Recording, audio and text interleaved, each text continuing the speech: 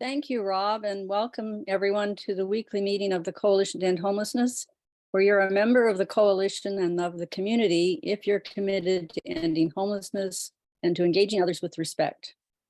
Today, as all days, we gather near the Salish Sea and in the shadow of Mount Tahoma on the homelands of the Puyallup tribe of Indians.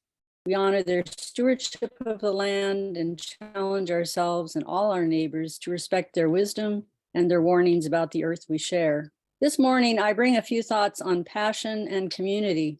Passion, because when I feel passion, there's little that can stop me from forging ahead, ignoring physical tiredness or looming obstacles on the way to, well, achieving any of those things that need doing, ensuring a safe and secure future for all of us. While the dictionary meaning of the word passion suggests, quote, ungovernable, uncontrollable emotion, it also captures when I feel most alive and that what I do has meaning. The other term, community, has been a central call for as long as I can remember. Whatever the problem, whatever the goal, having sturdy companions on the way sustains, comforts, and challenges me. Passion can become a shrill rant when I try to tackle a big problem on my own. Doesn't mean I shouldn't try, and it's important to listen to other people's passion as they demand we achieve what seems to be impossible. Ending wars, protecting the environment, providing access to housing for all. But without companions, it's harder to strategize, to reflect, to critique that uncontrollable tendency that passion by itself risks. Even so, with others who see what I see, who imagine similar futures, who have analyzed the sources of the problem and come to similar conclusions, I'm still vulnerable to misdiagnosis and wrongheadedness. I recently learned about a group in Tacoma with a campaign to take Tacoma back. You can read their position and suggested actions at takebacktacoma.com. They define themselves as citizens for a better Tacoma and invite others to join them to lobby city officials to pass a ban on all camping within the city, to enforce the laws, and to stop raising taxes. They have yard signs available and provide a sample message to send to city council members and others. They have passion, and they've gathered in a community of interest to pursue their goals. Their website identifies problems in our urban village, but from my vantage point, they offer solutions that will not solve the problems.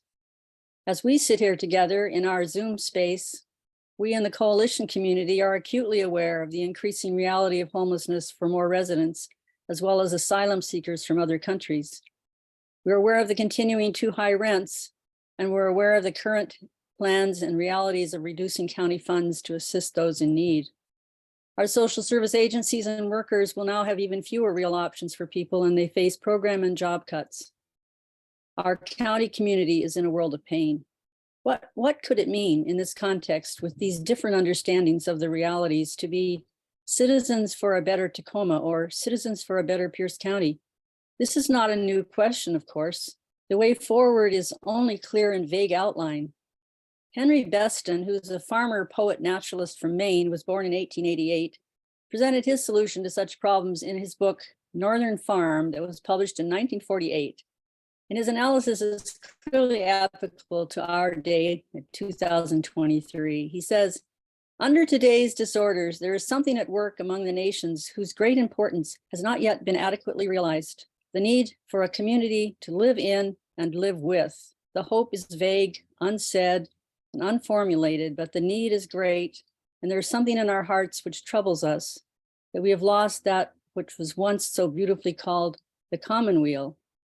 I suspect that if this open wound is to heal, it will have to heal like all wounds from the bottom, and that we shall have to begin at the beginning with the family and its obligations, with the village and its responsibilities, and with our universal and neglected duty to the earth. The village with its responsibilities. Here's that place where passion and community can collide. What are the responsibilities of the village to all who call this space home? Who is included in the community? We continue to struggle with these questions. I end today with the words of Dorothy Day, a passionate social activist and a daunting adversary, who insisted on inviting everyone in need to the table and into the house to be part of the actual physical community. Her passion led her to insist on the power of love. Last week, we heard an invitation from Jay Worley to help put on a community barbecue this summer. Dorothy Day's words can help us see why the barbecue will be part of the solution. She says, "The final word is love. To love, we must know each other, and we know each other in the breaking of bread, and we're not alone anymore. Heaven is a banquet, and life is a banquet too, even with the crust, where there's companionship. We've known the long loneliness. We have all known the long loneliness, and we have learned that the only solution is love, and that love comes with community. Welcome to the work of our community." And now that you're all here and have listened to those words, it's time for us to listen to each other's words, but a few rules about how we manage our time together. In terms of the Zoom, we ask that you mute yourself when you're not talking, that you use the raised hand feature if you're able to use it when you have something you'd like to say, that you limit distractions by turning off your camera if you need to take another call, and to know that we use the chat for conversation with one another and to share information about events coming up, about our resources, about our needs, about the needs of people with whom we work. We also have community norms for our conversation, and we ask that we be aware of the power dynamics, that we lead with a racial equity lens, that we challenge concepts and not people, that we listen to learn, that we speak one at a time from our own experience, and make space and take space is one that's probably easy to understand, but we have lots of folks here. We have, I don't remember, we have 58 on the call right now. And so individually, we should watch the time that we take with our comments.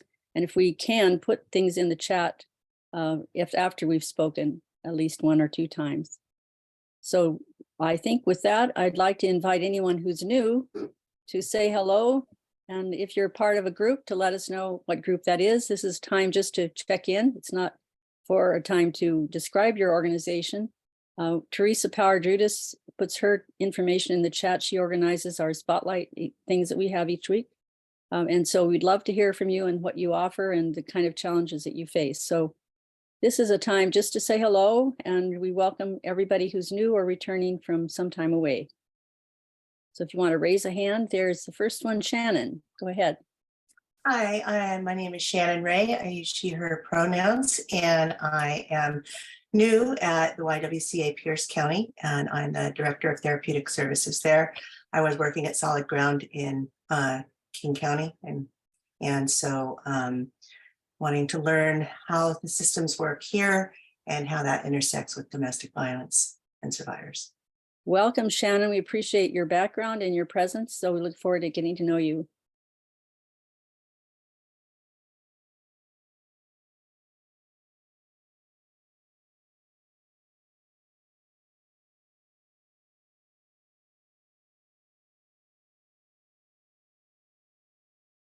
All right, if there's anyone else here who can't quite get, oh, there's Omri, go ahead. Hey, I introduced myself before, so my name is Omri, and we provide housing solutions, or at least we try. The reason I wanted to speak, if that's okay, to hijack this for a second, we do have one set of terrific washer and dryer, large ones. If any organizations on the call need one, it's too big for one of our facilities. We're happy to donate it. It was donated to us through another nonprofit. I'll leave my information here on the chat. Just reach out and we'll get it to you. Thanks, that's great. Welcome. All right, I was going to say that if you are new but would like to be introduced to us, just put your name and contact information in the chat and what area of interest you may have most. And we do look at that all throughout the meeting, and so we're happy to continue conversation there. Rob, back to you. Thank you, Rosemary, and thank you as always for setting us in the right headspace as we get into each week's meeting. So up front, before I get into our regular agenda items, I want to acknowledge that a number of our provider partners who are here, who serve our community, are having a rough week. We will talk here later in this hour about the homeless housing program grant awards that were announced earlier in the week, and the significant reductions in services for a number of our services that serve our community.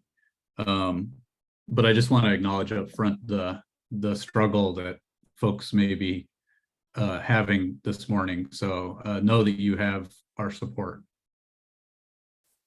such as it is. So let's get started with our regular This Week on the Streets segment. The purpose of this part of the meeting is to give an opportunity for folks to share what they're seeing on the streets this week, what changes you're noting.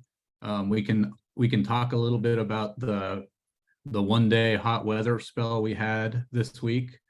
And we had a couple of hot weather planning meetings in the mornings, check-in meetings that happened. And we can also acknowledge that there's oddly another 85 to 86 degree day scheduled for next Monday. So even though it's raining out there now, looks like we're on a roller coaster. So I open the floor to everybody here. If you have something to share about what you're seeing or needs, the only thing I will do as a reminder is please refrain from going into great detail about locations of sites. If you have information that you want to share about concerns about a specific site, I will drop my email address into the chat and you can reach out to me. I can help get information out to the right folks to address those specific needs. But we just don't want to call attention to sites to folks that might be actually trying to stay under the radar. So let's go ahead and open the floor. Anybody have any updates from this week? Yeah, Marcus. Good morning. I understand, we're taking these precautions to be very selective about where the locations are. But I got to confess, I have depended on these meetings to help me find people to serve. And I'm being challenged. When we go out, we have a team. We prepare packages to hand out, supplies, so forth. But to spend the most of our time trying to find them because they're being moved so often. Yeah, I would like, I really depend on this group to tell me, give me some clues where they are. So what is another way that we can communicate this? This has been, that's been so vital to our effort.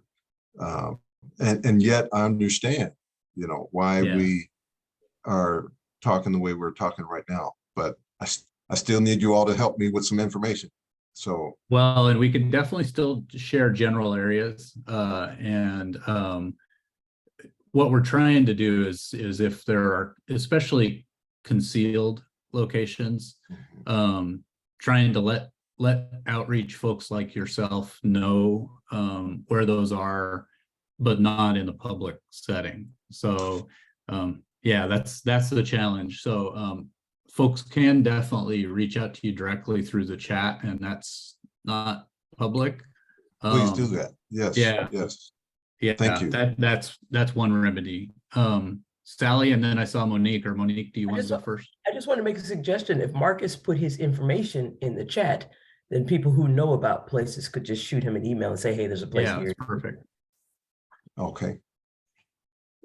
But yeah, I appreciate your concern, Marcus, and it is definitely something that we're still navigating and learning about. And when we get to talking about the impacts of funding shortfalls and county funding for outreach and other programs, it's going to become pretty clear that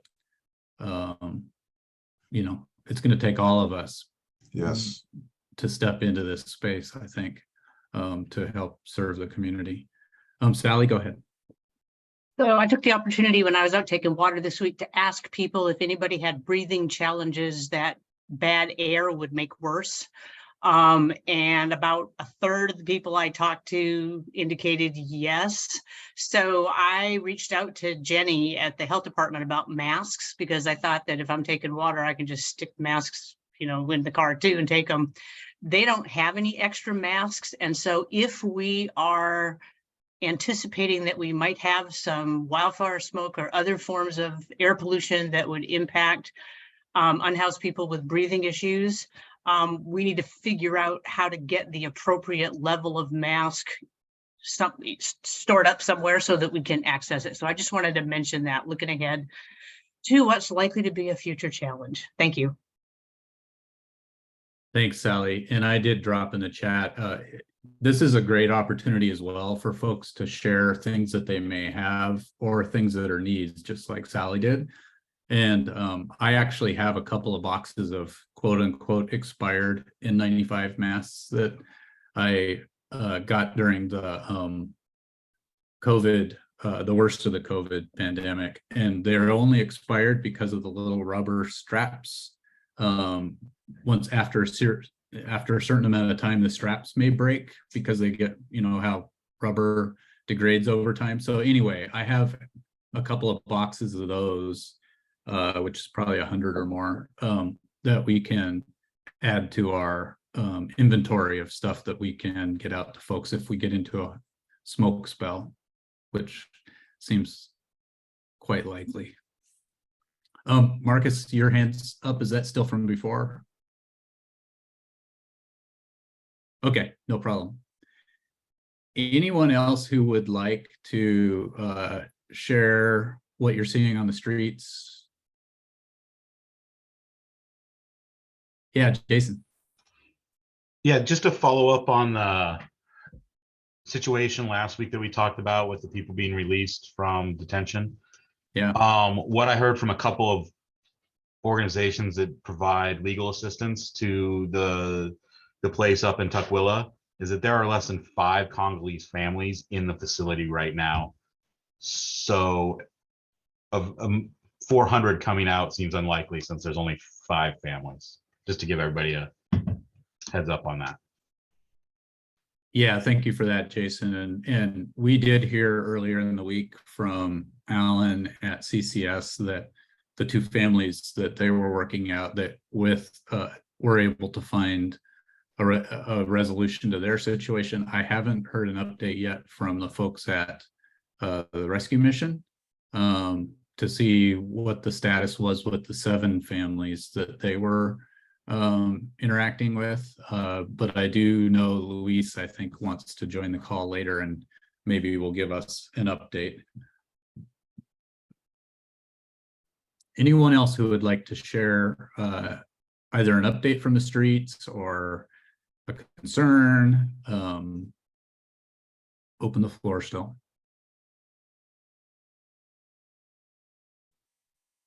Why don't I just briefly describe what we did during this week for the one hot weather day? Thankfully, this week the hot weather spell hit during the middle of the week. So we held 2 daily check-ins on Tuesday and Wednesday. Wednesday was the hot day this week, where it actually ended up only getting to about 85. But that, as a reminder, that is the threshold where the city of Tacoma makes water available for outreach. People can pick it up at the stability site a day ahead of time. We hold the hot weather planning meetings as soon as we see that there's a forecast of temperatures 85 or above anywhere in the county. Then we schedule these short check-in meetings to try to coordinate any outreach that will be done to folks related to the hot weather. The only significant news that we had during this spell was Caleb on Tuesday morning from the city of Tacoma was able to join the call and shared that the Lighthouse Center that has been available in the past for cooling as well as for as a warming center in the winter, that the provider who runs that site is shifting, and in this transition they are not anticipating using Lighthouse as a cooling center again this summer, unless of course any situations can change. So if the weather we get into a dangerous heat spell, there may be other things decided.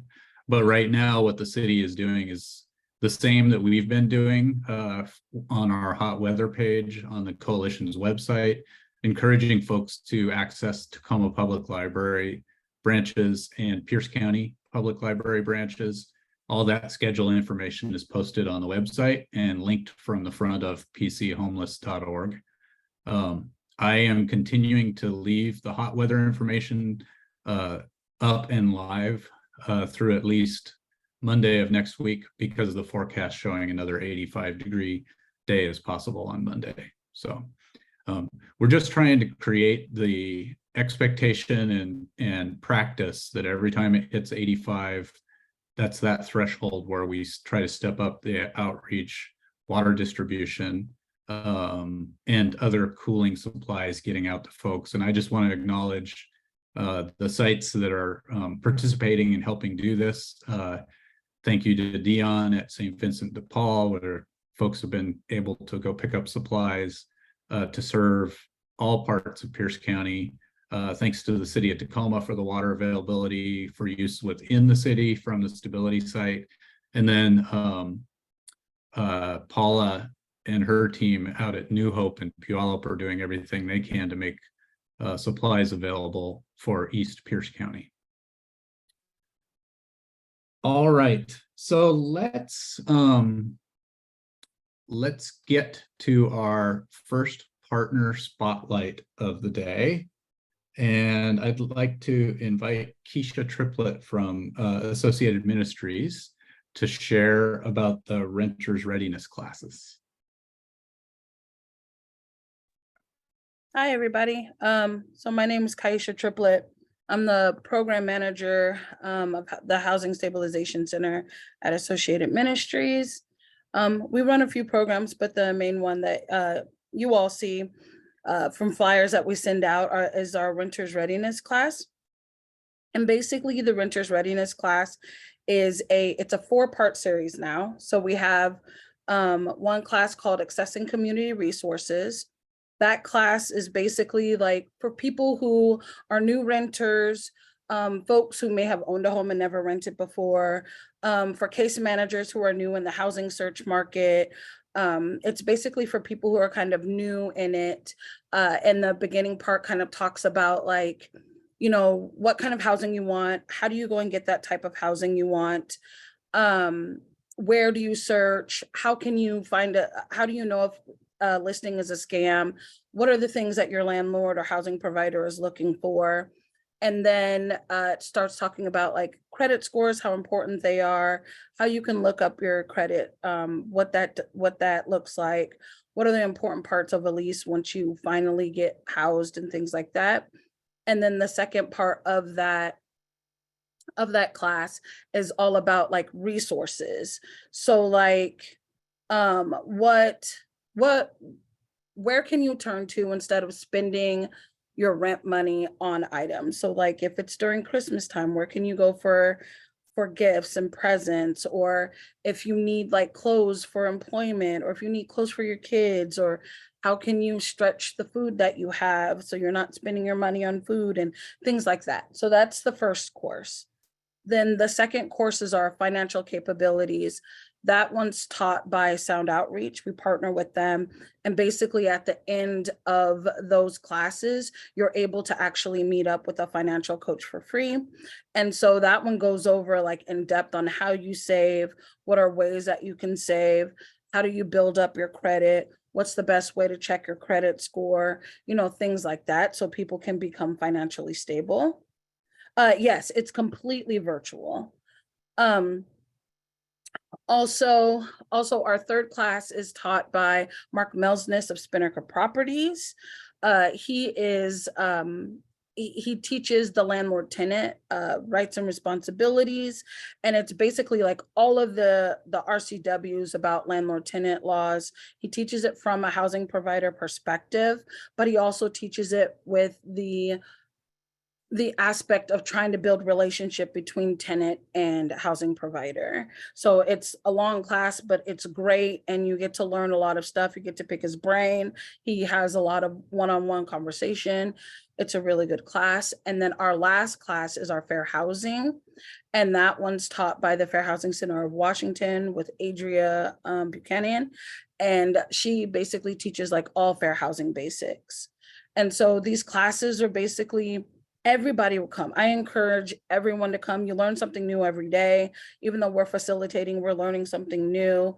The cool thing about our Accessing Community Resources is that we're building up a resource list as we go. So people will come and tell us more resources, and we're able to add it to our list that we hand out to attendees.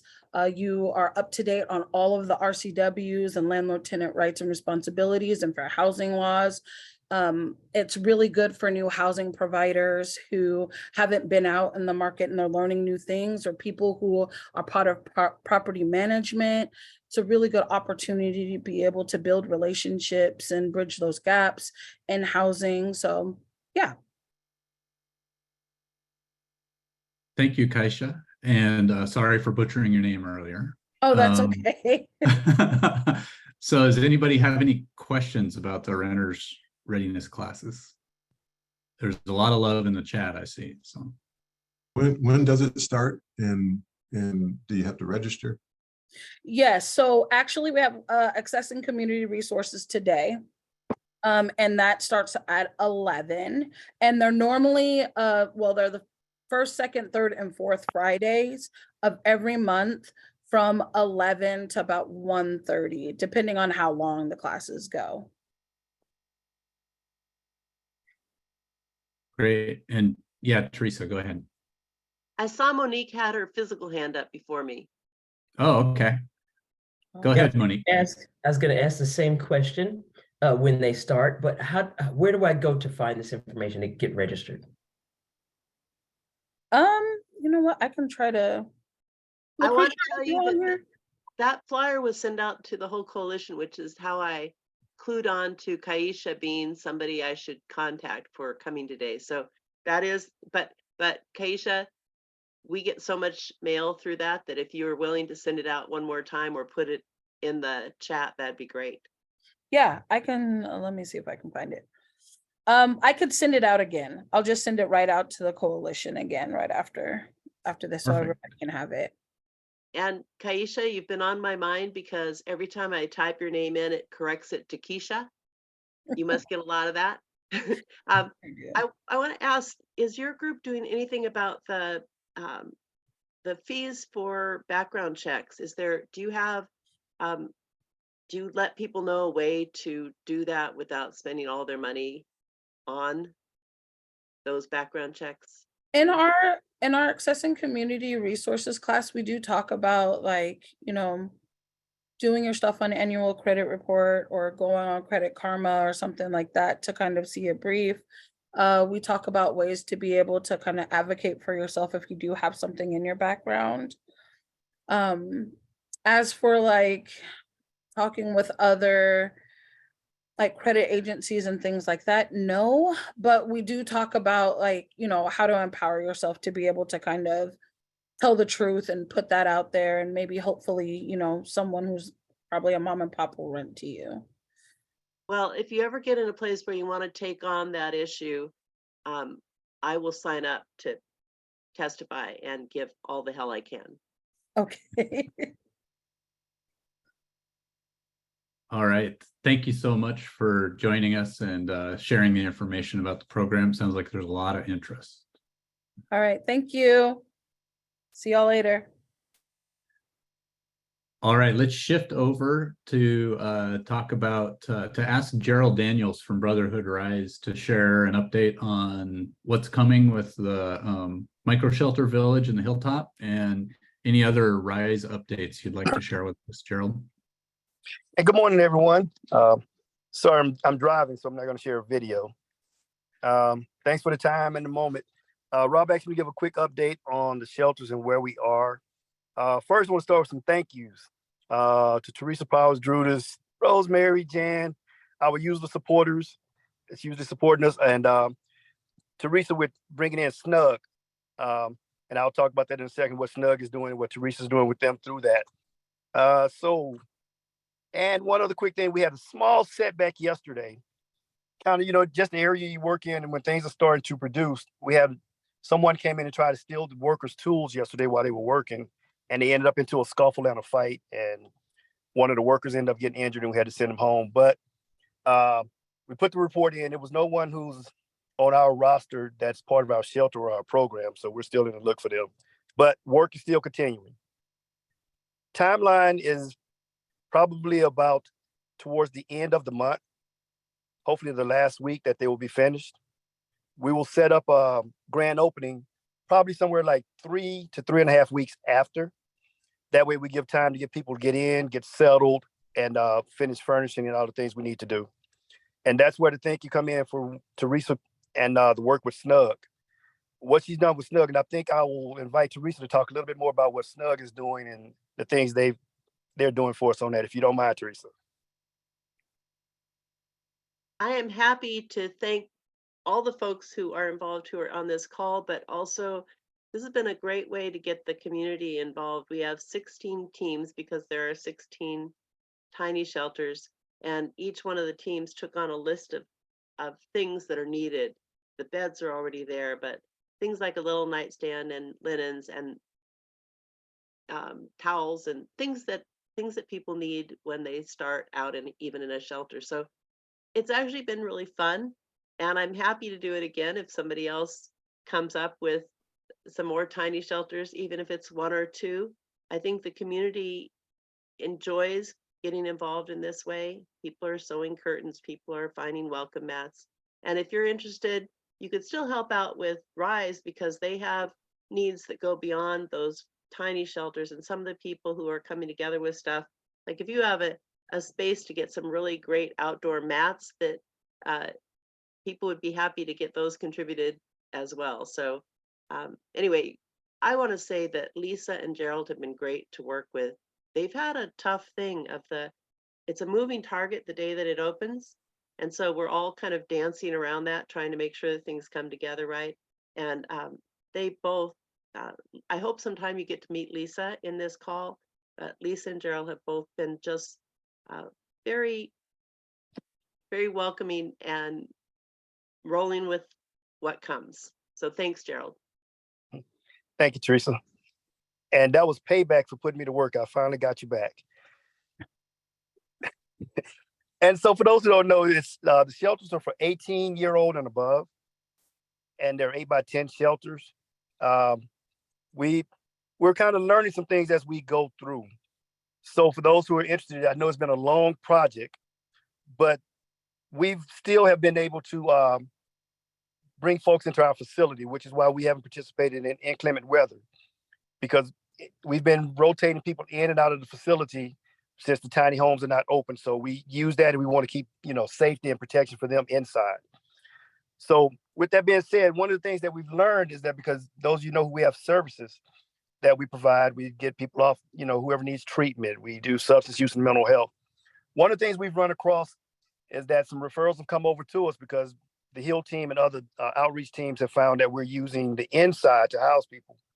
A challenge that we have, if someone can really help us out, is that when we have someone who comes in that may have pets and we want to send them off to inpatient treatment, well, the inpatient treatment does not always accommodate them bringing their service animal or comfort animal with them. So finding a place to shelter them has now become a challenge for us. We did that for one young lady that we connected with Lehigh, and we're getting her off the treatment and we were able to house them, but we had to use our dollars to house them. Our team now is working with the Humane Society, trying to figure out if they can house them for up to 90 days is what we heard. And so we're working through that. But if anyone knows a way we can help them do that, because it's very important. Someone comes in and says, hey, look, I need inpatient treatment. We want to be able to get them there, but we want to be able to, help alleviate that barrier, because that's a family member for them and they want to make sure they're protected as they're gone as well. So if anyone has any ideas for that, that would be great and helpful. So that's my spiel, Rob. Thank you for the time. Yeah, and thanks for being available this morning, Gerald. Any quick questions for Gerald or about the site or anything? Yeah, Monique. No question, but I was trying to reach Tammy in the chat there to ask her maybe if we could do something, Gerald, where, now I don't know how these people feel about their dogs being outside, but maybe where someone at the village could just adopt the pet for that day, that time, and take care of the pet there and then send it back. We've taken care of pets there before without their owner. So I'm just wondering if Tammy might want to see if this is something we could do. And I don't know how they would feel about them being outside in a camp, but I think that would be nice for the people that are at the camp and also nice for the people who need the help. I think that's a great idea. We can, I'll get James in contact with Tammy and see if we can talk about that. We actually had that happen the other night. As some of you know, we sometimes get people dropped off in the middle of the night and we come in and they're sitting in the parking lot or sitting on the street. And we had a young lady come in with her pets, and our security, did not want to get them into the inside the facility until we know. And she said, "Hey, can I just get a bed and sleep in the back with her pets?" So she was not opposed to that. And we got her in when we came in that morning. We've kind of fixed that problem as well. But yeah, that's a great idea. Thanks for that. I'll get James in touch with Tammy. And Tammy, go ahead. Yeah, Gerald, it wouldn't be an issue at all. In fact, some of our guys, we have a couple in rehab right now who have dogs, and our veterans just help take care of them until they get back from rehab. So I'm sure they wouldn't have any problems. Babysitting, as they like to call it. So not an issue at all. Yeah, if you give me a call or an email, we can talk about it. Okay, thank you. Perfect. I love solutions like that. All right. So thanks, Gerald. Thanks especially for carving out time while you're sitting in your car. Appreciate it. You're welcome. Thanks. All right. Next on our agenda, we have a brief update from Teresa that's kind of a follow-up from last week's conversation. Teresa, you want to take the floor? I'm sorry I'm talking so much today. This will be my last thing. So just there was a focus group about internet service, and they were really trying to focus on homelessness, people who are unsheltered, with their focus group here at the Goodwill.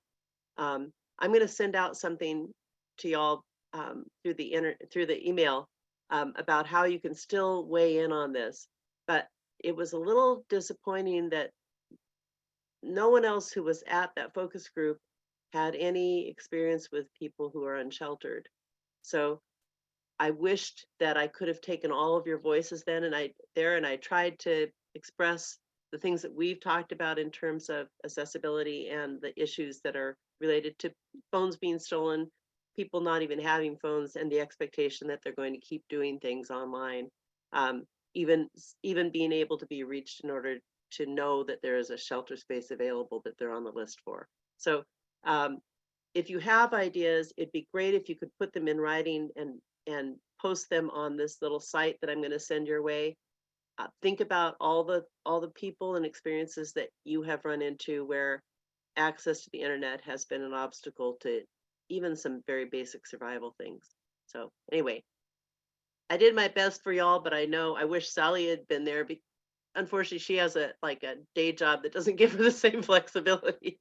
But I wish for your silver-tongued folk at times. So come on down, write it up. I'll send it out in an email today. Thank you, Teresa.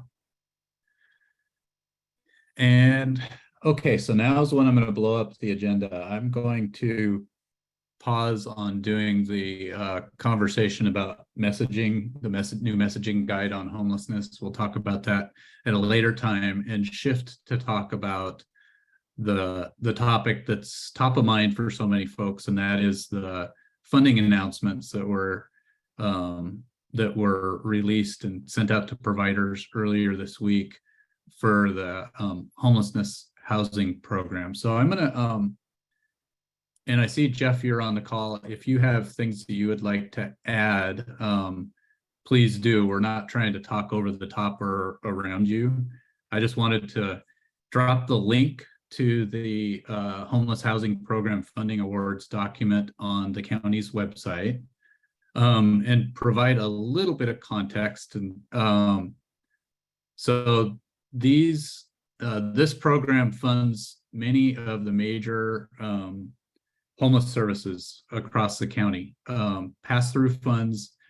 Maybe one thing you can help me with, Jeff, is the source of these funds. So I know that I think this has multiple sources of funds mixed in, including document recording fees, and other state funds. Does this also include funds that come through the COC from HUD?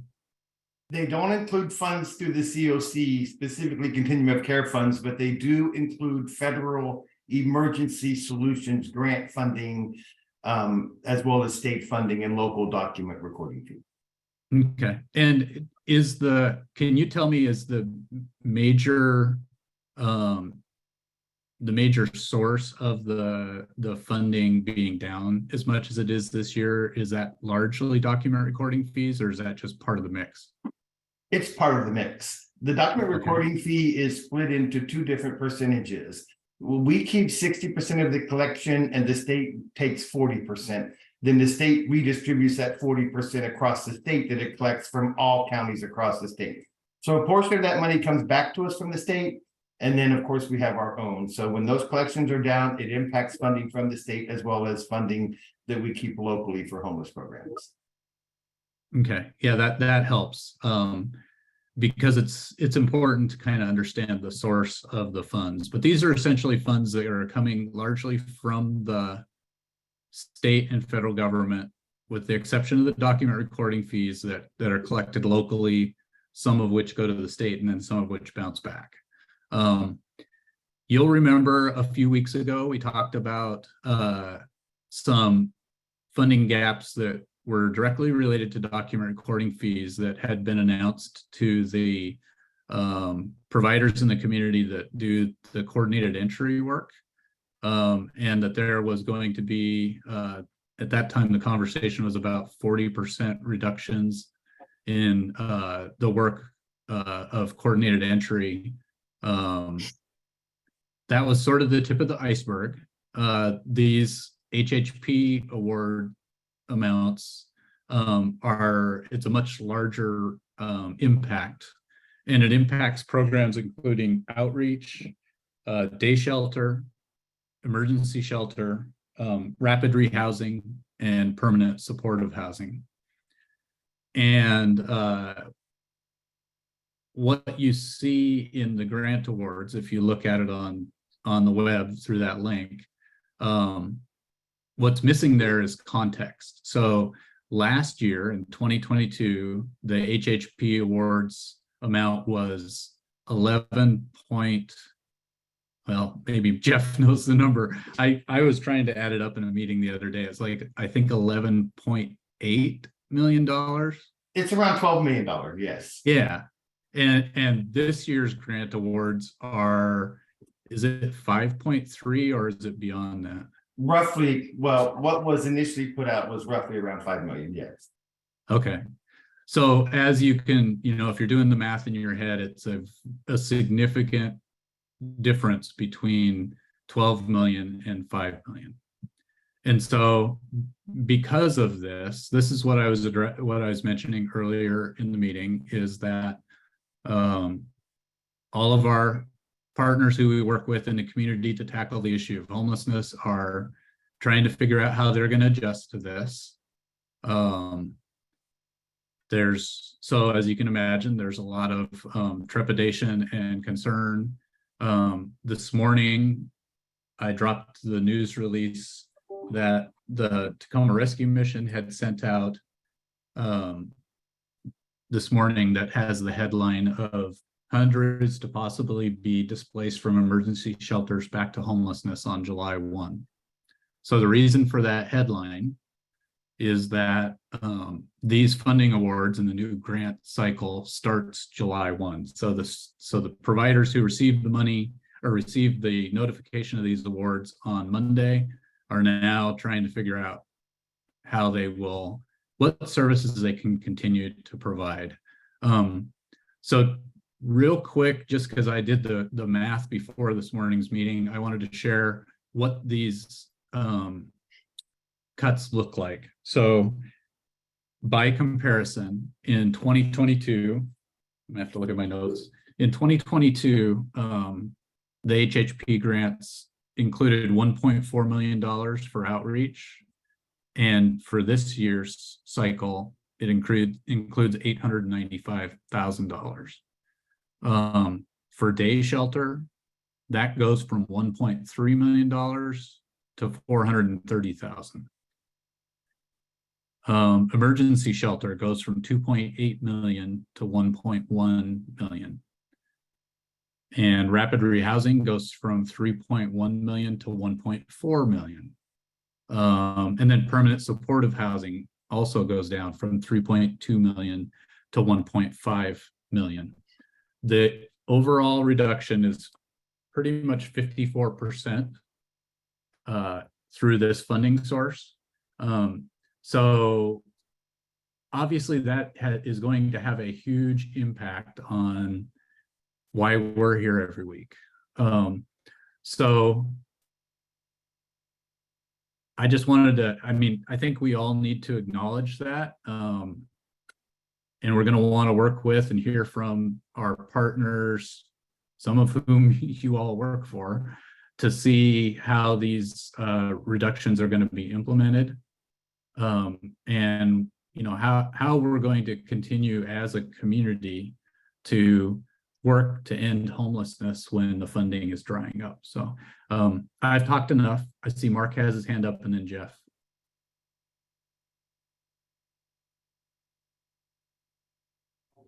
Mute. Yeah, this is super troubling. One of the thoughts, and I brought up this organization probably 3 weeks ago, but the Association of Fundraising Professionals. And I'm not sure how many of our members here of our organization have the capacity or volunteers to be able to write grants for, to family foundations.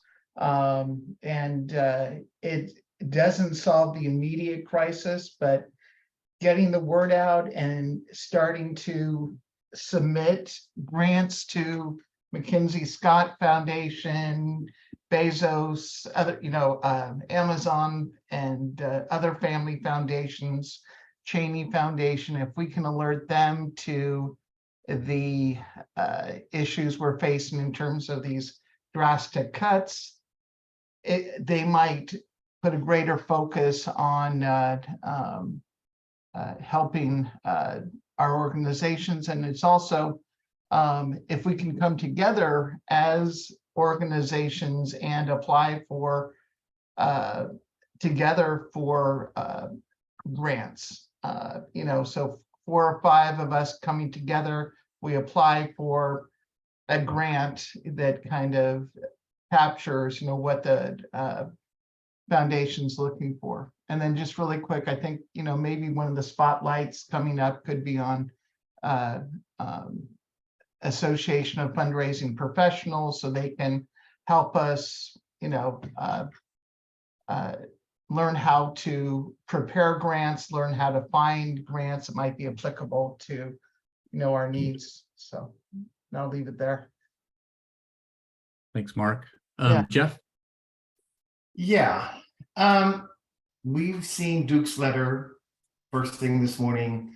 There's a flurry of activity that's going on here at Pierce County to address this issue. Every agency that received a letter that indicated that they're in this section that says projects ranked for future funding and are on our website received a letter informing them that additional funds, as they become available, may be able to be provided to their projects. We say that basically twice. It's underlined. Some of the things we say in their letter is bolded. I think most of you know, and many of our providers know, that we're waiting on the state to share with us their allocation of additional funding, because the state legislator, who's fully aware of this crisis across the state of Washington due to document recording fee, passed some legislation to provide additional funding to help with this cliff we're on. And some of this cliff is due to the fact that we had CARES Act funding and American Rescue Plan Act funding that was provided for homeless services. And if you're not familiar, those dollars due to COVID, the ARPA dollars, are a cliff. There are no dollars coming behind them. So things that we funded for the last 3 years that are ARPA dollars, the last piece of those dollars end in September. and the Emergency Solution Grant coronavirus funding that we fund a lot with, that we won't have access to past September. So it's just part of significant increase in funding due to the pandemic and no plan of how to sustain that funding past the pandemic. We were notified yesterday of the state's plan to provide additional funding. The document recording fee advisory group is back and forth with emails. Meetings were held yesterday once we were notified of what's happening with these dollars. So that group is working to identify those resources and how those resources can be used to fund projects. Not every project on those projects ranked for future funding will be funded. I don't know. I don't make funding decisions. Maybe they will, maybe they won't. I don't want people to walk away with the assumption that these projects are going to get funded. I don't make those decisions. There is a advisory group that's making those decisions. And the priority is to notify providers as soon as possible. In the letter they received, we said, bolded and underlined, we anticipate making additional award announcements within the next 2 to 3 weeks. So hopefully it might be earlier than 2 to 3 weeks, hopefully. But the process has not been finalized. We were attempting to be transparent, as upfront with all of this, so that providers are aware of their situation. So there's more to come, I guess, is what I would say with this current crisis that we're dealing with. Yeah, thank you, Jeff. And I do know we have talked. I should say that there had been some earlier notification that the HHP grant amounts were going to be low or lower than they were the previous year. I don't think there's been enough conversation about to create understanding of how much the federal funding allowed things to ramp up during COVID and how far that drop off might be. But definitely appreciate that that's the situation. We have come through a time with unprecedented federal resources coming to communities like ours across the country because of COVID. And the only additional thing I'd ask you, Jeff, is I don't know if you said the amount. I think I heard that the document recording fee backfall amount for Pierce County would be in the range of $1 million for this year. Is that accurate? I don't want to get into specifics, but what I can share is there's multiple categories of funding coming from the state, and that is not the number that this committee is working off of. Yeah. And Michael, I appreciate that. It's higher than that. Okay, great. Michael, I appreciate your comment in the chat about we need to, as a community, advocate for more stable resources of funding for homeless services than something like the document recording fees. But and my understanding is that this legislation that was passed at a state level is ongoing, so that these additional resources will be sustained. I know it's for a 2-year period for sure, because our contract with the state is a 2-year period starting July 1 of 2023 and going through June 30th of 2025. But my understanding is, because it's in the legislation, these dogs will be made available forever until they change that legislation, even beyond 2025, the additional resources. So the state recognizes this challenge and is putting funding behind the document recording fee, because it's up, it's down, it's based on the market, based on the economy and what's happening in our country and locally here in Pierce County for sure. And so for the future, there is this additional money that will be made available each year. Thank you, Jeff. Let's get to Dr. Jarvie. I see you have your hand up. Hi, I just wanted to mention that, well, first of all, on a personal note, the rewards and Jeff, I know you work really hard, but the rewards system seems to have abandoned the city of Tacoma, and I'm just wondering why all of the programs, most of the programs in city of Tacoma were not funded, and and yes, on a Salvation Army note that has severely affected us, but not just the county funding. So I want to put it out there that if the county doesn't help out Tacoma, then Tacoma needs to step up and help out too. And at the moment, the city of Tacoma is not responding to any of our requests or any of our communications. So if the county can't fund us and can't help us, then the city needs to step up and at least do some efforts. And that's why we're still waiting for a response. I thought we were going to talk about the asylum seekers today, because that's what we talked about last week. And we have brought in, we with the rescue mission, we're working with two families, and the rescue mission is working with 7 families. And I know that Catholic Community Service is working with at least 4 families of asylum seekers that were dumped in Tacoma recently. And that's so, but I'm looking at the list in Luis's the rescue mission's press release. Those are people and us that are not being funded by anyone, and so we're turning to private funding, which is really hard and expensive also, because we have a staff of people that's working on funding, and that's all they do. And it's really disappointing. So my question for the group is, yeah, let's be angry about Pierce County, but let's find out where is Tacoma? Where is Tacoma in this discussion? Because I don't think they're here today. Can I quickly respond to that, Dr. Jarvie? Yes, please do. Please don't be angry with Pierce County. As I mentioned earlier, the process is not done. We've gone through phase 1. Phase 2 is coming imminently.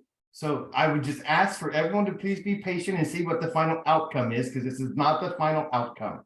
We're doing our best with the resources that we have. Secondly, I would say 90% of the shelter beds we have in this county are in the city of Tacoma. So it's not a county versus city of Tacoma issue. There's very few beds that are outside of the city limits of Tacoma that are shelter beds that are provided. There's a LASA project, which is very small in Lakewood, and a Helping Hand House project in Puyallup that's not that large either. So when you try to compare Tacoma to other parts of the county, there aren't but a few projects outside the city limits. The core services for all services, not just for shelter, but for all services, those agencies are located within the city of Tacoma. But please just be patient. Work's being done. As our letters said, we will get back with folks within 2 to 3 weeks, but hopefully it will be sooner than 2 to 3 weeks. But we can only move as fast as those who are providing the funding to us, and we're moving as quickly as we're notified by the state of new information. And we just got new information yesterday that we're working off of. So more to come. Jeff, can you please ask the Human Services Director to respond to us in that way, because we are, how should I say this gently? Our regional headquarters has written multiple budgets for us, and one of those budgets does not include the Jarvie Memorial Family Lodge. So and we didn't receive Pierce County funding last time, so that's not so difficult, but it is true that we have had a significant issue with City of Tacoma funding.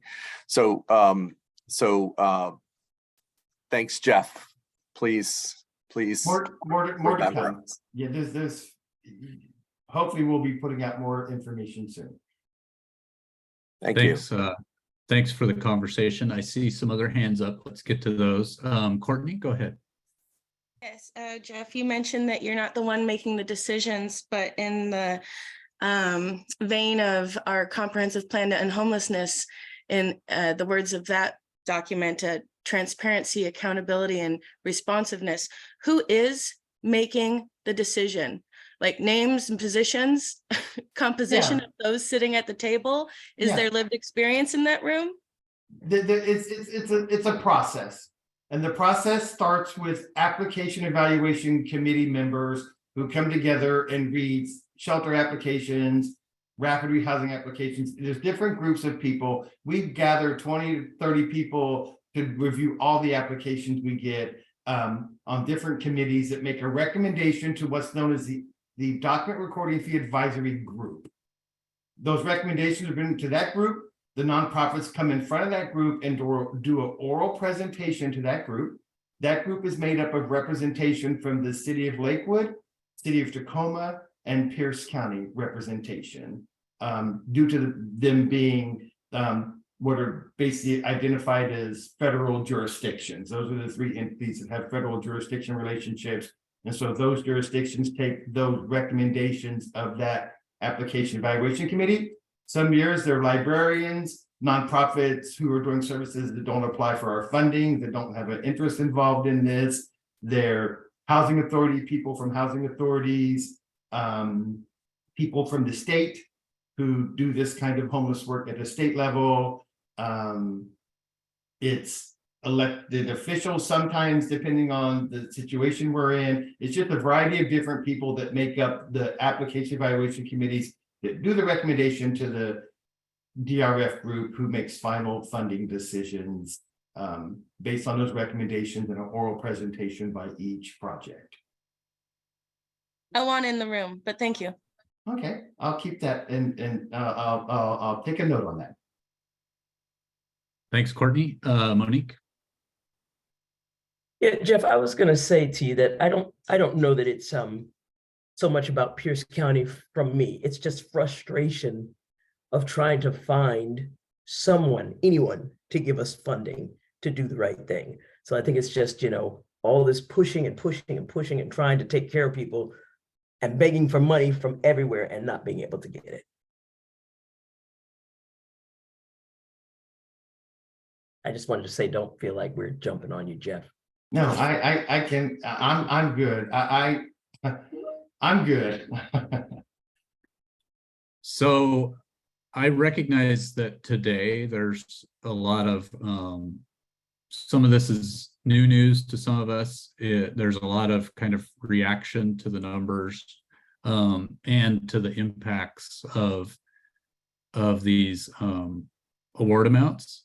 Where I think we're going to need to, where I know we're going to need it to go as a community is to figure out when the dust settles, how our community will respond and continue to try to serve and end homelessness, serve those who are homeless and end homelessness, both through preventing people from falling into homelessness, and then when they do fall into homelessness, making sure that there's a way to provide a meaningful response so that people can get out of homelessness.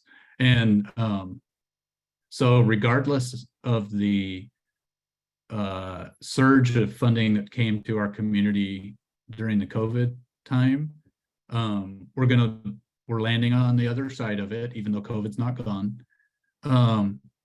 And we have an opportunity as a coalition to talk about how we think that this community should respond to this, even if it looks like the funding that's available and the systems that are currently in place will become smaller. So I know our provider partners are doing the work right now to try to figure out how they can work within the budget amounts that they are aware of. Maybe there's some hope down the road, but just the functional piece of this is because this new budget begins July 1, most nonprofits are going to be announcing that they need to make layoffs now. So if there's more funding coming, then there may have to be, rehire folks. But this is still going to be a shock to the system. So my thought was that today we needed to talk about what the ground looks like now, And we're just unfortunately not going to resolve the situation today. But it sets the stage for conversations that I think are going to be really critical that we have going forward, and thinking about how we want to advocate to shift spending priorities and have the best, most effective response to homelessness that we can within the resources that are currently available, and then grow those resources. The other piece I will say that's related to advocacy is there are folks working to ask the county council to see if there are additional resources or other resources that can be shifted around so that the impact of these funding cuts are not as drastic as they look this morning. And Rob, I'm looking at an email that's just coming in. There's a lot of email activity behind the scenes going on here. And final recommendations or decisions have been made, and we'll be releasing our own press release regarding that and sending out letters to funded providers or non-funded. I don't know the final decisions. I'm just being an email about that. So we understand the urgency, and hopefully we'll get something out today. If not today, at least no later than Monday with regard to the outcome of the funding. And if possible, it'd be great when that information is available. Either send it to me or send it directly to the coalition list, so everybody Everybody here share it broadly. Yeah. Awesome. Yeah, thank you. It's one of the first bullet comments in this email is what we're about to do. We're going to share it broadly. So I will make sure it gets to the coalition. All right. So other folks who want to add to this conversation before we move on to our regular government updates? Does anybody else want in the room? Tell Jeff now.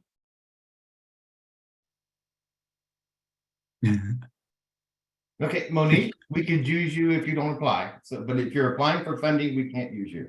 But I've got you down. Yeah, Kenneth. That's really weird. Actually, I don't remember clicking the lower the raise hand. I just raised my hand. No, I'd like to be in the room. Yeah, I don't want. Great. All right, so there's going to be much more to talk about. I know I saw Luis in the room. I don't know if you wanted to share anything, Luis. And maybe he stepped away. Yeah, it looks like he stepped away. And just so those volunteers know, this cycle will be started up again next year around February. So don't expect anything between now and February. We got your names. But the process won't start again until February of 2024 for funding in 2024. Thanks, Jeff. And we'll look forward to hearing that updated email and news release from the county. Mark?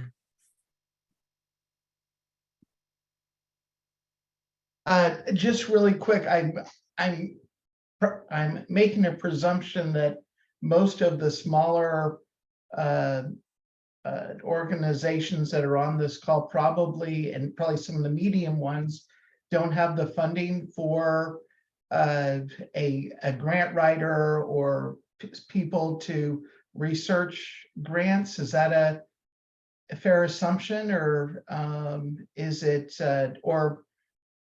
do they have people on staff that are actively checking and applying for potential grants? I put in the chat that the group I'm with received 1.5 from google.org. We're a really small group, less than 10 employees. So I mean, money is hard to come by. I'm not disputing that at all, but there are, some potential outside resources, even if, the people with the foundations in Tacoma have said, go pound salt. There's outside organizations, and just wondering if people have the resources to look into those. Yeah, I think it varies by organization and by the capabilities of the folks who are in different roles at those organizations. I know, Monique, I saw your hand up. Did you want to say something to that? I was going to throw it down, but yeah, my short answer is no, we do not have the people. I am the development department. I am the executive director. I am HR. So, we don't have the people. I will tell you that Pierce County was very open. I asked if I could speak with someone about why my bid wasn't chosen. And so I have a meeting today with Delmar. We're going to talk about my grant writing and what I could do better. So I think that some of the small organizations should do that when we don't get picked up for a grant, ask them why, so we can figure out what we can do better. Thanks, Monique. All right, so we are going to talk more about this, I'm sure, next week. There'll be an update on the mailing list soon. But we certainly, as a community, it's kind of a tough week, so to understate things. So please allow some grace for our partners who are facing the current reality as they know it. Let's shift into our regular government updates. I saw Matthew from the city of Tacoma on the call. Matthew, do you have anything you wanted to share? Morning, everyone. Matthew Jorgensen with the city of Tacoma. As Gerald mentioned, we're kind of in the last few weeks of wrapping up the Brotherhood RISE construction process. Hopefully have that open in the next few weeks. We're going to be having our electrical contractor out there to hopefully finish up some of that electrical work next Thursday, and they said it should take about a day. So we're getting close, like Gerald said. And then also Neighborhood and Community Services will be presenting to council at study session next Tuesday. That'll be next Tuesday at noon. And actually it'll be a lot of this similar conversation about like funding considerations moving forward for our shelter projects and housing projects, and what that looks like with the end of that one-time funding from ARPA. So that might be something worth looking into if you guys are interested in that. That'll be, like I said, noon next Tuesday at study session. And if you guys have any questions, please let me know. Thank you, Matthew. Any updates from Pierce County Human Services? No other updates at this time. We're just working hard to finalize these funding allocations. Got it, Jeff. And COC will be coming out soon. If I could just say that quickly, we anticipate the continuum of care process to be out soon, as well as the funding opportunity for the shelter access hub funding. That NOFA. Yes. Okay. Thank you. Let's shift over to the folks from the Tacoma Pierce County Health Department. Hey everybody, it's Jenny. Good morning. Let's see, Gov Delivery newsletter went out on Wednesday with lots of great information. If you're not getting that, please let me know and I will add you to the list. Isaiah is unable to be here with us today, but wanted me to share that he is working on some messaging around free dumping stations around Pierce County for folks living in RVs. That'll be out soon. And also he is working with one of our colleagues. They've met with folks up north in King County to learn about a project that King County has been working on with their utilities to do waste management for folks in RVs. Right now we're just sort of in the exploratory phase of learning about that, learning from the partners in King County, but they've been really great. And so that's something that Isaiah and our EH or environmental health folks are working on. If you have questions about that, I don't know all the details, but please reach out to Isaiah directly. And that's kind of all for me. I know that there's a lot of other really higher level things on folks' minds. So if you have questions specifically for me, I'm here for you. But otherwise, I will just be quiet and continue to listen. Thanks, Jenny, and thanks for being here. Yeah. And let's see, I heard from Valerie in the chat that she didn't have anything to share right now regarding rental assistance. So let's move on with our agenda. So the next item on our agenda is advocacy updates. There's a couple of items I wanted to mention. I don't think they're just going to take the 10 minutes that I put on the agenda, but Matthew already mentioned that that the Neighborhood and Community Services Department will be doing its update on the homelessness system from the city of Tacoma's perspective at the study session at noon on Tuesday. So, you know, if you have the ability to join that virtually on Zoom or even be in the room, that will be a interesting thing to follow. As a reminder, at the study session, it's presentation only, so there's not an opportunity for public comment. However, on Tuesday night at the regular council meeting, there is a community forum this next week. So that is an opportunity to talk in front of the council on any item that the council has purview over. They'll set the timing for how long you get to talk. It might be 90 seconds, it might be 3 minutes. So that's an opportunity to talk both about this impending funding issue as well as what you have to share about the impacts of sweeps in Tacoma and how much harder it's making it for all of us to maintain relationships, build relationships with people, and help them get out of homelessness. So strongly urge folks to consider making comment. You don't have to be in the room to do that. You can also do it over Zoom. However, it does hit differently if you can be in the room. So the other thing I wanted to mention is that at the study session on Tuesday, besides the homelessness update, there's also going to be an update regarding the alternative response. So the non-police response to mental health and substance use issues. So that can also be helpful. So those are the two advocacy things I can share right now. I see Delmar on the screen. Mr. Algie, did you want to share information with us? Good morning, everyone. I hope that everyone is doing well on this kind of dreary day. We've been having a little bit of heat, but here we are back to the rain. So thanks for having me. I do appreciate it. I did just want to kind of jump on for a few moments. I know that we've got a large topic today in which everyone is talking about funding through Pierce County. And so truly, I just wanted to just jump in really quickly and just talk about our process and kind of how things go.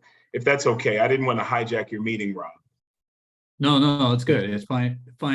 So Jeff shared that there's, well, let me put this in context so to catch you up. So we did share the news release from the Tacoma Rescue Mission and talked about the award amounts and the downsizing of the HHP amount this year. And Jeff shared that we should be watching because there's going to be some sort of update from the county imminently. So that's kind of where things are sitting right now. Okay, sure. And I'm sure that Mr. Rogers did an excellent job of kind of being transparent and explaining where we are. But what I want to do is I want to take a step back, and I want for you guys, our peers here with the coalition and the public to kind of have an understanding of process and how these things work, because I think that ties into where we are right now. And so if I can just steal 5 minutes of your time, I think that would help. So the way that our process works, whenever we have some sort of money that we want to get out the door into the community, whether it's via NOFA or through an RFP, we actually do have ways of going about it. There isn't a singular individual that actually makes these types of funding decisions. So when it comes to the HHP, the way that it works is we put out the funds, the notice of funding availability or the NOFA, and there's certain things that happen obviously once that all goes out. So people will apply for those particular dollars, and the very first thing from there is they go through a fiscal review to make sure that their particular, they're checking for different eligibilities, a risk assessment. And then after that, they actually go through a threshold review. And so this threshold review is very similar to whenever you're hiring someone to do a job, and you sit there and you vet through, and you want to make sure that that particular person is qualified to do the job. So the threshold review is just simply to see if someone is, eligible for this particular project, is eligible for the dollars that we're putting out. So once all of that happens, we go through the intent to apply. We go through little small administrative things to make sure that everything is kind of rocking and rolling. Then after that, what happens is our particular team helps to put together what are called application evaluation committees, or AECs. So these particular AECs are people from the community that are well-versed in homeless services, but they don't have any kind of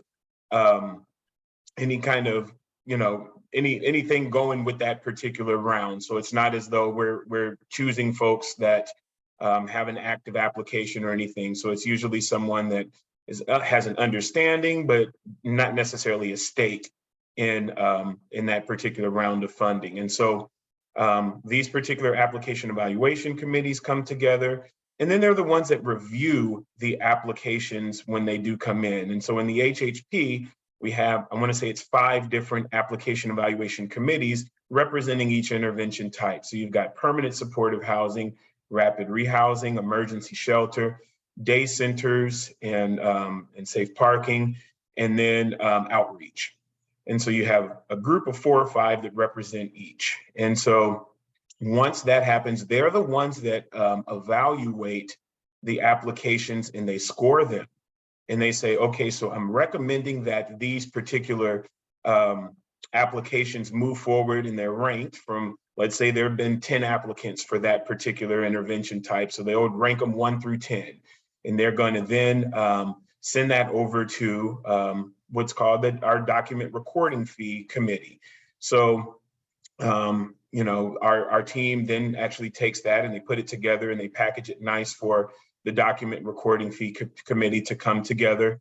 And then that's when projects come in and they do their oral presentations, which obviously is scored as well. And then once they go before the document recording fee committee, that is made up of the different document recording fee jurisdictions. So that would be Pierce County, Lakewood, and Tacoma.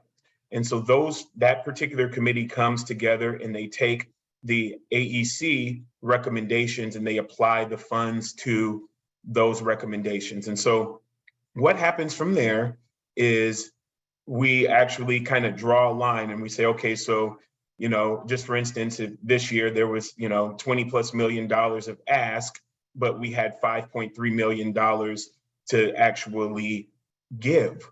And so they'll say, okay, so this is where the lines are drawn. And we're going to fund, let's just say, as an example, 1, 2, or 3, we're going to fund the first 3 out of the 10 that were evaluated. And so then after that is done, what we do is we say, okay, if we were to get additional funds down the line, then this is how we're going to fund. We're going to go down the line and we're going to fund 4, 5, and 6, or we're going to, depending on what that intervention type is, according to the application evaluation committee. So those are how funding decisions are made. It's not one singular person that's ever making a funding decision. So where we are today is that's how the process has gone down. And we're very, very confident that we are going to have additional funds from the state, as Mr. Rogers has said, that will come in and allow for us to go down that line. So I just wanted for everyone to just get a very, very clear understanding of what the process looks like and how those particular decisions are made. Appreciate that.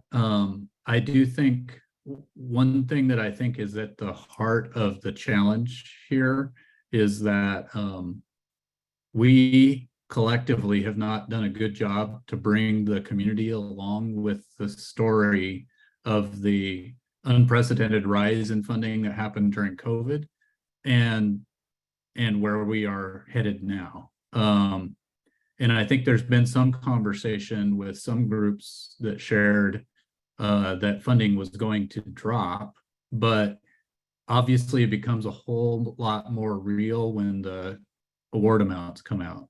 And when you look at the system and talk about what do we do with 54% less funding, at least as it currently stands now.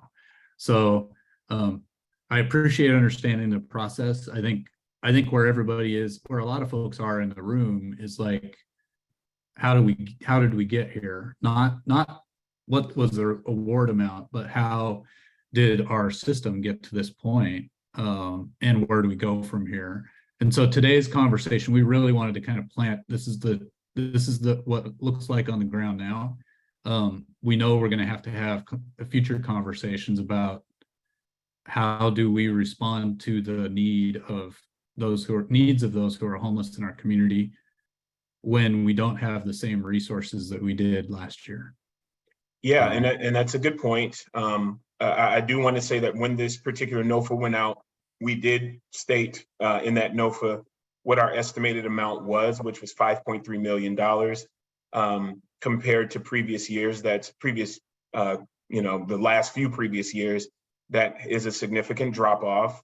So we did make that public. But again, I just want for us to all understand that, we do anticipate getting these additional dollars from the state, which will tremendously help our system. Our team is in the process of kind of getting that all figured out with the state. And then once more information is once we have more information, we'll certainly share out to those providers, as well as to whomever else wants to know. I know that everyone has my number, and I'm more than open to sit down and talk with you, and I'll share whatever it is that I can. So I see some hands up. Rosemary, yours is up first. So I just wanted to say thank you for explaining the process, Delmar. The thing that occurs to me is that all of that is important to know, and it's good to have different people on different committees. It still is a passive response to the challenge of the homelessness problem. So what I'm looking forward to in this room, there are now 63 people. It's a pretty big focus group. And I'd like to see more evidence at the county level of really activist county opportunities to seek out the kind of funding that we need. It's not okay to say we only have 5 and this is the process to get some of it. It really needs to be that we need 100 million a year if that's what we need, and we're going after it together. So I'm committed to working. I just know that it's not enough to understand the process of allocating funds. Thank you for that, Rosemary. I really do appreciate it. And more than anything, I did want for our entire community to take a pause. And I think that it's really important to understand that process. For anyone that has reached out as a response to the letters that have gone out, I've said just that, get with me. I can come to you in your building. You can come to me in my building, do it Zoom, doesn't matter. But it's really, really important to understand that process. Also, it's really, really important to understand that our efforts are definitely 100% when it comes to trying to fill the gap. And, we know just as well as everyone else that that is a significant drop off, and we understand what that means to the community. And so I can assure you that there's more to come. We're sitting on, the edge of our seats as well, waiting for information to come. And as soon as we get that information, that will then be released to you guys, meaning the public. Courtney. Oh, thank you. Yeah, so Courtney, and then, yeah, go ahead, Courtney and Monique, and then we'll have Duke Paulson's on the call as well and can address his concerns. Go ahead, Courtney. Thank you. I don't know how to formulate this into a question, but some of us have done math, and it looks like the 40% cut is being completely burdened by coordinated entry. The 55% cut is being full burden is on permanent supportive housing. It doesn't really look like a negotiation happened. It looks like someone threw a dart at a board and put all the funding cuts under whatever it was. And I'm wondering, where's the lived experience participation in this conversation to get the lived experience priority. And I think a lot of other people could also provide insights on that. When it looks like no negotiation happened, it was just a dartboard. So yeah, I don't know how to put a question mark on that. Yeah, understand. Thank you for that, Courtney. And I don't want to complicate things, but I will say that what we deal with is we've got several different funding sources that come from the state as well as the federal government. And the nuances of those particular pots of dollars are pretty intense. And I can say that in order to stay in compliance with what goes where, we've done our very best in order to kind of make things work to the best of our ability for the community that we serve. I've definitely noted that what you're saying, Courtney, and in the future, we are planning on having some different stakeholder conversations as to what it is that the community wants to see in the future if we were to get into one of these types of situations again. This is all great information to kind of take back and know. So thank you for that. Monique? Yeah, Delmar, I was looking at the amounts that were awarded. Were these all new projects or were they, just taking care of old projects? Majority of them were just taking care of old projects. We've seen a few new ones come along, but a majority of them were, just to maintain what we have. Okay, thank you. All right, Luis and Duke, do you want to share? Just so you know, I shared the news release with the full group here this morning, and we've had a pretty extensive conversation about what's in the award amounts. We haven't got down to like which project got what money. Been talking a little bit more globally, but I wanted to give you an opportunity to share the potential impacts for the Tacoma Rescue Mission. Thanks, Rob. I really appreciate that. And to the group. So the Rescue Mission did put out a press release earlier that's representing, and we tried to take this tone. I can represent, here's what the impacts of the Rescue Mission are. But I also have talked to other groups, the Salvation Army, to Catholic Community Services, to significant legacy brick and mortar shelters that on 3 weeks notice are looking at reduction in force and potentially closing the doors to our shelters at some point, because we won't have the funding to especially on such short notice, to make up the gap. And feeling like that's a public awareness thing. And honestly, Delmar and Jeff, I appreciate you guys jumping on and explaining the process. But for us, there's also a process of communication with the partnerships in the community that have been doing this for a long time. And having kind of a nebulous, maybe the state will bail us out, maybe not, is really hard. I can't project keeping people on staff knowing that, especially without a timeline or any information or any amount.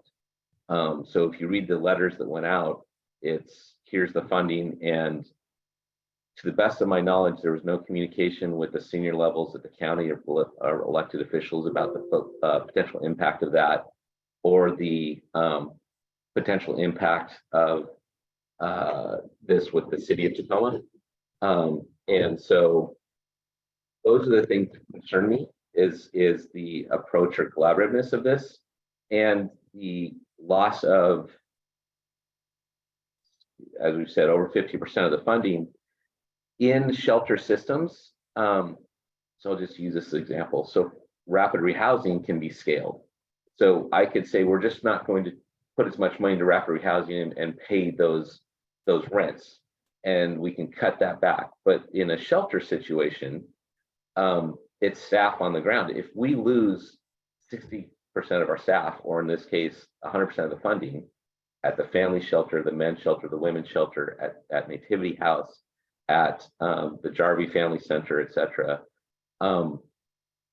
you reduce staff to the point where you can't keep the shelter open safely.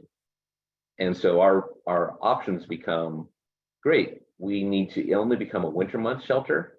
We only become a 8-hour a night shelter at the most dire times. Like, those are significant cuts, and we're having to make that decision in 10 days and lay people off because we won't have funding July 1. So that cycle and communication process, I really want to challenge the county to improve. And I realize everyone here in the network is aware of this as well, and what we're talking about, because if you're talking about thousands of people experiencing homelessness that are being served by the shelters over the course of the year, and it's not just the funding's here, the funding's not. We have to find a better system and a way of more stability, because we're not going to scale up. So some of this is, hey, some of this money's grown, we've scaled up, we've done more case management. Hey, 400 people have moved out of homelessness into permanent housing through the shelter systems this past year. That's going to get eliminated. All the case management support services go away when all this funding is cut all of a sudden. So those are the things that I want us to in that press release. The awareness is, and not just, I can say here's what's happened to the rescue mission because that's the position I can have, but I'm trying to couch this as here's what's going on in the whole community in the county and what we need to address in our system, because it's a failure of partnership in our system that we're really talking about here. So thanks, guys. Thank you, Duke. I truly do appreciate your words, and I know that you and I are going to meet a little bit later on today to talk specifics about TRM and kind of what's going on and what to do, where to go. And I have actually invite any of our providers to have that conversation with me. I know that some have taken me up on that already, to just get into those specifics, how you scored, how things looked. I've even gotten into some specific comments and feedback as to what your application was like. So I'm more than willing to have those conversations with our particular providers. One thing I did want to kind of loop back around to Courtney's comment from a few minutes ago is, and I didn't even think about this until after the fact, but we actually do value and include folks with lived experience and from the different agencies and whatnot that, again, don't have a stake in that particular round. We include them in our application evaluation committees. In fact, I think I've even served on one with you before, Courtney. So we certainly want to show that we value the different perspectives of folks in the community in order to get these funds out the door in a quality way. So definitely that. But again, I just want to reiterate that I know that folks are on the edge of their seats because you guys have so much important work to do when it comes to serving the folks in the community that need our services, as well as making sure that your staff stays employed and things of those, those really, really heavy decisions to make. We are aware of it, and I can assure you that we're doing our very, very best in communication with the state to make sure that we are able to get the appropriate dollars in our community to make things work. And again, we don't have any kind of say as to what those dollars will be, but we do know that they're coming. Thanks, Delmar. And the other context that I'll put into this is that, of course, this is one part of the funding stream that supports the overall homelessness system. I mean, this whole situation calls out why we need, as some have said in the chat, to have a regional approach to this that goes beyond this is what the county gets, this is what the city gets, this is what Puyallup gets, that we need to be looking at a bigger picture. And then in terms of those funding streams, it's also, I can't have the conversation without bringing up the fact that the city of Tacoma does have its own funding streams and also spends money from the general fund on homelessness. The city of Tacoma does. The county really doesn't spend much from the general fund to support homelessness. It's largely passed through funds from the state and federal government. And that's one of the things that we can advocate for with our county council members, is that the county has more skin in the game to change the mix of where they spend general fund dollars. So those are definitely not the sorts of things that Delmar and Jeff get to push on as county staff, but as advocates outside of the county, but within Pierce County itself. That's something that we can do in the future, and that might be part of the conversation we have going forward, to how do we encourage the county, the different cities in the county, to have a more meaningful input into funding the homelessness system. And with the recognition that we run into situations like this where the overall funding streams that exist now just don't support the level of system that we need. So any other final comments on this topic before we move on?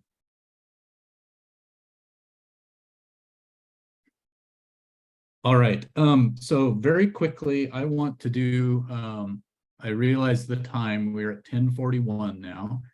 I would say the meeting got away from us, but we've actually had some important conversations today. Let's very briefly do a reminder about the Safe Sites for All committee that meets on Mondays at noon. We will be meeting again this Monday at noon. I'm sure that there will be some spillover from this conversation, but also talk about the typical topics that we talk about during that meeting. So I hope you will join us. Any other committee updates, Rosemary, that we should share today? I think I don't know if you have put the link in yet, but the governance committee meets on Monday at 11, and we certainly will be taking up how we can advocate for this kind of conversation that we had today. So if you're interested in that, even if you can only come on Monday at 11, it'll be on the homepage for that meeting's Zoom link. Yeah, and I haven't posted that yet, but it will be there after this meeting's over. So thanks for that reminder. And so I had a breakout conversation on our agenda for today. We could spend well, let me just get the temperature of the room. Do folks have an interest in just having an opportunity to do some networking and talk about the issue of the day that we've been talking about here in small rooms, or should we move on to do general announcements and go to the order and wrap it up for the day? Any thoughts? Yeah, move on. Yeah, I think I agree, Teresa. Thank you for that. So let me open the floor for good trouble announcements and any good news. Boy, do we need good news. And Todd, I know you had some good news you wanted to share. Yes, I hope this is appropriate given the conversation that we've had. It's even brought a couple tears to my eyes. But anyways, I had an unusual weekend. It sounds like an incredible story, but it's actually true. So on Saturday morning, the United Nations contacted me, and they heard my own unique story, and they asked me if I would be on an international council for the homeless. So in a couple of weeks, I'll be on a call with Hong Kong and India and Korea and a whole bunch of folks. So if anyone has any ideas of things that they would think that I should know from their own perspectives, please let me know. But that's my story. Thank you. That's fantastic news. Thank you, Todd. Rosemary? I do an observation of the Port of Tacoma on their monthly meeting, and at the last monthly meeting, they discussed their planned memorandum of understanding with the city of Fife to provide outreach dollars of the amount of $72,000 to take place of the funds from the county that are ending very soon. So while that's not an ongoing contribution, it is good news for outreach work in the city of Fife. And Jan? Yes, Betty and I were just invited to the graduation at Evergreen College for somebody we served several years ago, and she's getting her master's degree. And she just said, come share my journey with me, and just found that very touching. Sometimes it takes a while to see these things happen. That's awesome. And Monique? Yeah, thank you. I know that nobody ever comes on here all week and tells people how many people they house, but I'm so very proud of our small organization. Tammy and her crew housed 4 people yesterday, 4 in the same day. That is awesome. Just want to put that out there. They're doing an awesome job. Yeah, we need to tell those and lift up those stories. Courtney? Yeah, just a reminder, and I saw Sally put it in the chat earlier, the Tacoma for All campaign has been collecting signatures for Tenants' Rights Initiative. There are plenty of signatures to turn in. Now the discussion turns to whether or not to accept the city council's watered down proposal